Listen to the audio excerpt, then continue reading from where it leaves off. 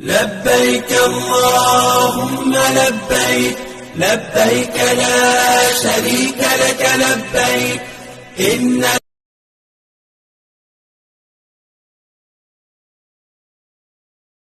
Subscribe our channel and press bell icon. اگر video پسند آئے لائک کریں، کمنٹ کریں اور شیئر کریں۔ آج ایک تقریر انٹرنیٹ پہ میری تصویر کے ساتھ نشر ہوئی ہے۔ تقریر کے اندر باقاعدہ طور پہ اس بات کا اعلان کیا گیا ہے کہ جو میری گردن کو اتارے گا اس کو 10 لاکھ روپیہ دیا جائے گا۔ نہ پھانسی کے پھندے کا کبھی خوف ہے، نہ سینے میں لگنے والی گولی کا خوف ہے، اس لیے کہ میں کالے پانی کی صداؤں کو کاٹنے والوں کا وارث ہوں،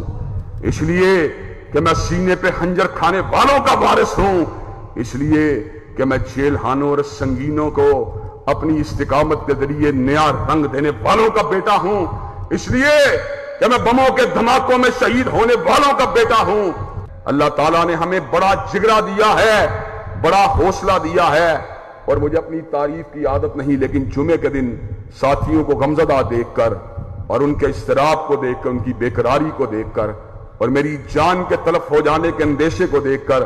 میں نے ان کو حوصلہ افزائی دیتے ہوئے کہا تھا گھبرانے کی ضرورت نہیں، میں شیر ہوں جو گرجتا ہوں میدان میں، بلی نہیں جو کچھار میں کرتی ہے میاؤں میاؤں۔ حضرات گرامی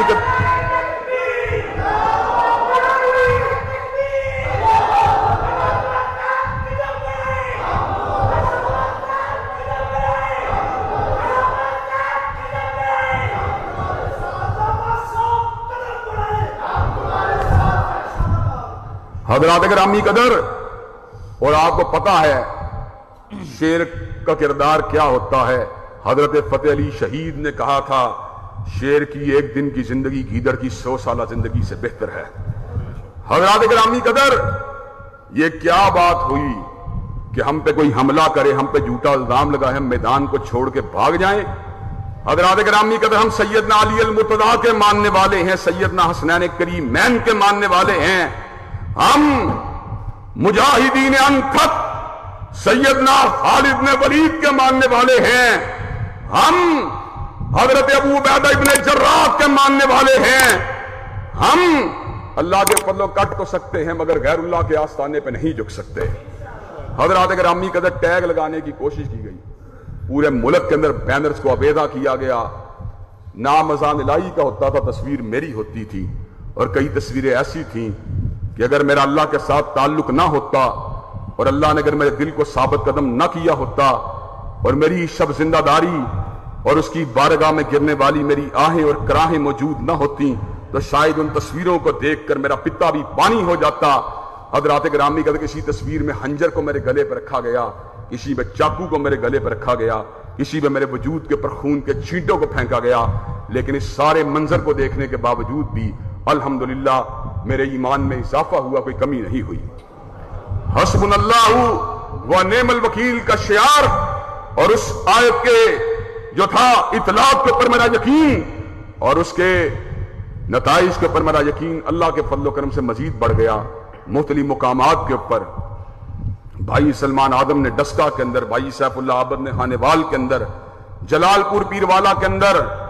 ہمارے یوتھ فورس کے دوستوں نے مختلف مقامات کے اوپر، سرگودا میں سید سبطین شاہ صاحب نقوی نے مکمل طور پہ اظہار یکجہتی کیا اور انہیں ناصر کو کیفر کردار تک پہنچانے کے لیے اپنے کردار کو ادا کیا۔ حضرات گرامی قدر، اسی اسنا میں جو قاتلانہ حملے سے متعلقہ معلومات مجھے اپنے اور شام بھائی کے بارے میں حاصل ہوئی، میں نے سیکورٹی اداروں کے سامنے بھی اس بات کو شیئر کیا،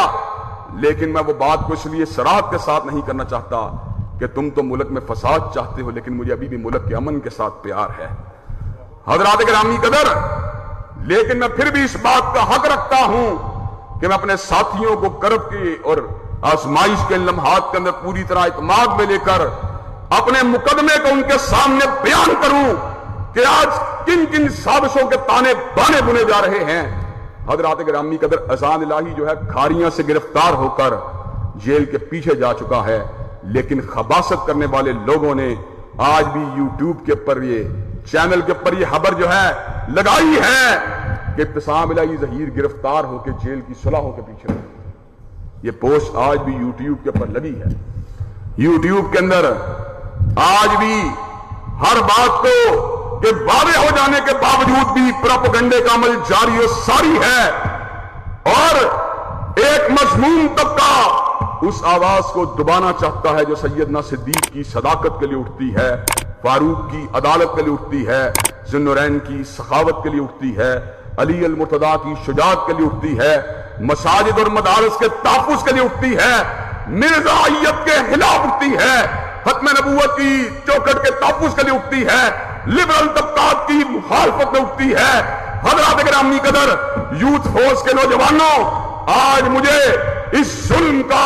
اور سازش کا اور قتل کی دھمکیوں کا نشانہ کسی جرم کی وجہ سے نہیں بنایا گیا، بلکہ صحابہ رسول کی محبت کی وجہ سے بنایا جا رہا ہے۔ حضرات گرامی قدر، وہ یہ بات سمجھتے ہیں کہ شاید اس طریقے سے وہ لوگوں کے ذہنوں کے اندر مسموم اور زہریلے مواد کو داخل کر کے اور ان کو اشتعال دلوا کر میرے پہ قاتلانہ حملے کی راہوں کو ہموار کریں گے۔ اور میں اس موقع کے اوپر حساس اداروں سے اس بات کا سوال کرنا چاہتا ہوں کہ ملک کا ایک طبقہ ملک کو فسادات کی آگ میں دھکیل رہا ہے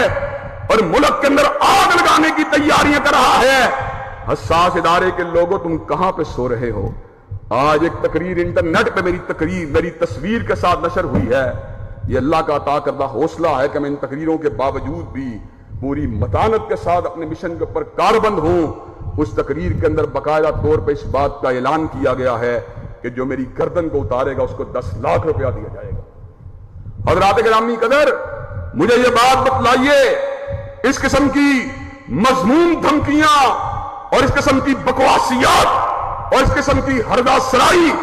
کیا ہمارے قدموں کے اندر جنبش کو پیدا کر دے گی؟ جو رکے تو کوہ گھرا تھے ہم، جو چلے تو جہاں سے گزر گئے، رہے یار ہم نے قدم قدم تجھے یادگار بنا دیا۔ حضرات گرامی قدر، اگر قتل کرنے والے یہ بات سمجھتے ہیں کہ مجھے قتل کر کے میری آواز کو اور میری فکر کو اور حضرت علامہ شہید کے مشن کو دبا لیا جائے گا، تو میں ان کو یہ بات بتلا دینا چاہتا ہوں، تم مجھ کو شہید تو کر سکتے ہو، لیکن قتل گاہوں سے چن کر ہمارے علم اور نکلیں گے اس شاخ کے قافلے جن کی راہ طلب سے ہمارے قدم مختصر کر چلے درد کے فاصلے۔ حضرات گرامی قدر، اللہ تعالیٰ کے فضل و کرم سے نہ ہتھکڑی کا ڈر ہے، نہ پھانسی کے پھندے کا کبھی خوف ہے، نہ سینے میں لگنے والی گولی کا خوف ہے، اس لیے کہ میں کالے پانی کی صداؤں کو کاٹنے والوں کا وارث ہوں، اس لیے کہ میں سینے پہ خنجر کھانے والوں کا وارث ہوں، اس لیے کہ میں جیل خانوں اور سنگینوں کو اپنی استقامت کے ذریعے نیا رنگ دینے والوں کا بیٹا ہوں، اس لیے کہ میں بموں کے دھماکوں میں شہید ہونے والوں کا بیٹا ہوں۔ حضرات گرامی قدر، میں اس موقع پر یوتھ فورس کے نوجوانوں سے اور آپ خطباء سے اس بات کا طلبگار ہوں پورے شرح صدر کے ساتھ کہ آپ کو اس آزمائش کی گھڑی کے اندر پوری استقامت کا مظاہرہ کرنا چاہیے، پوری جرأت کا مظاہرہ کرنا چاہیے، اور کردار کشی کی اس مہم کو دیکھ کر اس بات کا اندازہ لگانا چاہیے کہ دشمن کس انداز کے اندر ہمارے منہج پہ حملہ کرنا چاہتا ہے، ہمارے مسلک پہ حملہ کرنا چاہتا ہے، ہماری فکر پہ حملہ کرنا چاہتا ہے۔ الحمدللہ نہ میرے پاس ہتھیار ہے، نہ ہمارے پاس بندوق ہے، نہ ہمارے پاس گولیاں ہیں، نہ ہمارے پاس چاقو ہیں، نہ ہمارے پاس خنجر ہے، لیکن ہمارے پاس کیا ہے؟ ایتونی بکتاب من قبل ھذا او اسارۃ من علم ان کنتم صادقین قل ہاتوا برہانکم ان کنتم صادقین۔ حضرات گرامی قدر،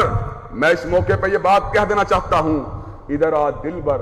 ہنر آزمائیں، تو تیر آزما ہم جگر آزمائیں۔ حضرات گرامی قدر، یوتھ فورس کے نوجوانوں کی جہاں پر سوشل میڈیا کے اوپر یہ ذمہ داری بنتی ہے کہ وہ اس جھوٹے اور منافقانہ